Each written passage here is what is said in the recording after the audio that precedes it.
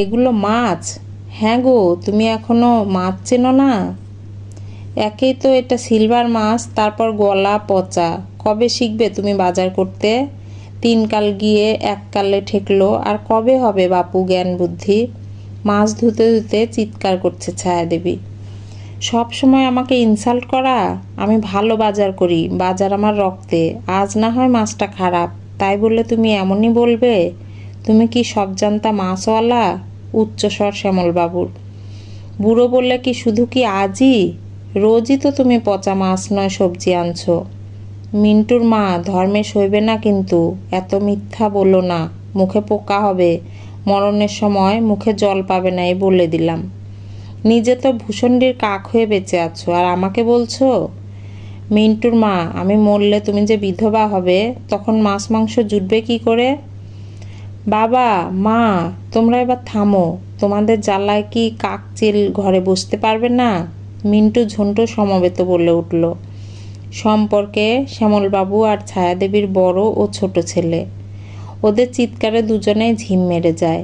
ছায়াদেবী তাও সাহস জুগিয়ে অনুযোগে সুরে বলেন, মাছওয়ালা তোর বাপকে ঠকিয়ে রুই মাছ বলে পেট নরম সিলভার মাছ দিয়েছে, সেটা বলবো না? কি আর করা যাবে, ওই দিয়েই চালিয়ে নাও, ঝন্টু বলল। শ্যামলবাবু কিছু না বলে গজগজ করতে করতে ওই স্থান ত্যাগ করলেন। এতক্ষণ যারা বুড়ো বুড়ির তামাশা দেখছিল, মানে ওনাদের পুত্রবধূরা, ততক্ষণে যে যার কাজে চলে গেছে। একা মাছ নিয়ে দাঁড়িয়ে রইলেন ছায়াদেবী। এহেন বুড়ো বুড়ির চুলোচুলির কথা পাড়ার কারো জানতে বাকি নেই। দিনে বেশিরভাগ সময় বাক্যালাপ বন্ধ থাকে দুজনেরই। সেদিনও একটা সেই রকম দিন। বাটিতে মাংসের পিস কম থাকার জন্য রাগে শ্যামলবাবু ভাতের থালা ছুঁড়ে দিয়েছিলেন। দুপুর থেকে মুখ দেখাদেখি বন্ধ দুজনের। বিকেলে দুই ছেলের কাছে এলো সোনা, যে সোনাদা নামে এই অঞ্চলে অধিক পরিচিত। লোকটাকে মোটেও পছন্দ করেন না ছায়াদেবী। এলেই ঘুরে ঘুরে বাড়ি দেখে। ইদানিং যেন আশা আরও বেড়েছে। আলোচনার পর হাসি মুখে বাড়ি ছাড়ল সোনা। বুক কেঁপে উঠল ছায়াদেবীর। সন্ধ্যাবেলায় দু ছেলের জরুরি তলব।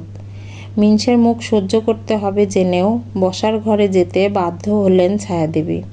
ছেলেদের মুখ থেকে ওদের প্রস্তাব শুনে তো ছায়াদেবীর গা কাটা দিয়ে উঠল। ছোট ছেলে বলল, আমাদের এই ছোট একতলা ঘরে থাকতে অসুবিধা হচ্ছে। এর ওপরে দোতলা করা আমার বা ঝন্টুর সাধ্যের বাইরে। বাবা, তুমি শুধু এখানে সই করে দাও, আমরা দুটো ফ্ল্যাট আর কিছু টাকা পাবো।